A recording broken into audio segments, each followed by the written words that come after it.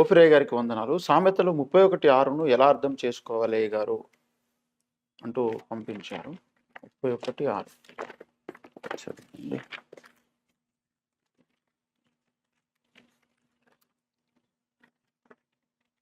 ప్రాణము పోవుచున్న వానికి మద్యము నీయుడి, మనోవ్యాకులం గలవానికి ద్రాక్షరసం నీయుడి. ఇంతకుముందు వచ్చింది చెప్పారు ఈ సార్. ప్రశ్న వచ్చింది. అవును. అక్కడ ఏమంటాడంటే లైన్లో ఉండండి బ్రదర్, లైన్లో ఉండండి. సామెతలు 31వ అధ్యాయము 4వ వచనంలో ద్రాక్షరసము త్రాగుట రాజులకు తగదు, లేము ఏలు అది రాజులకు తగదు, మద్యపానాసక్తి అధికారులకు తగదు, త్రాగిన ఎడల వారు కట్టడలను మరతురు, దీనులకందరికీ అన్యాయం చేయుదురు. ఇప్పుడు ఏదైనా బైబిల్ ఏ వచనాన్నైనా అర్థం చేసుకోవాలంటే పూర్వాపరాలు అంటారు. దాని వెనక ఏం చెప్పబడింది, ముందు ఏం చెప్పబడింది, ఆ వచనానికి ముందేం రాయబడింది, ఆ సందర్భం ఏంటి, తర్వాత ఏం రాయబడింది, అవన్నీ చూస్తే క్లారిటీ వచ్చేస్తుంది.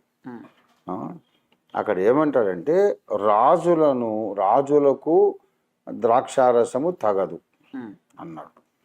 మరి క్రీస్తునందున్న మనమందరం రాజులైన యాజక సమూహము. మరి మద్యపానాసక్తి అధికారులకు తగదు.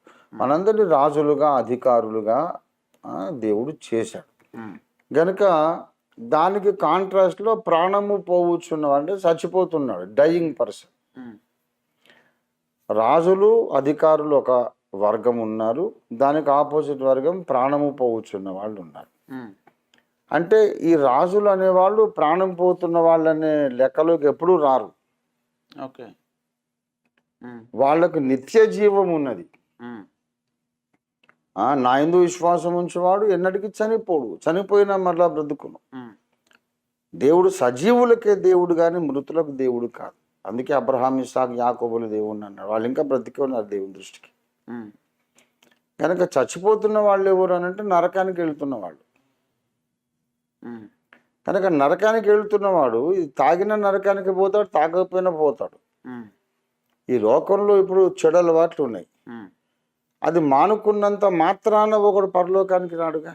అవును, రక్షణ సంకల్పమే నాకు అక్కర్లేదు అనుకున్నాడు, ఏం తాగితేనేముంది, ఎక్కడ దూకితేనేముంది. కనుక చనిపోవుచున్నవాడు మరణాసన్నుడు ఎవరు అని అంటే నిత్య రెండవ మరణములోనికి వెళ్ళడానికి సిద్ధంగా ఉన్నవాడు. వాడు ఈ లోకంలో చండాలమంతా ఏమైనా తాగని ఏమన్నా తినని, గాడ్ డజంట్ కేర్.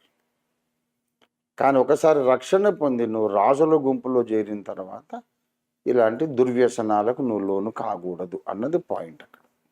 ఓకే.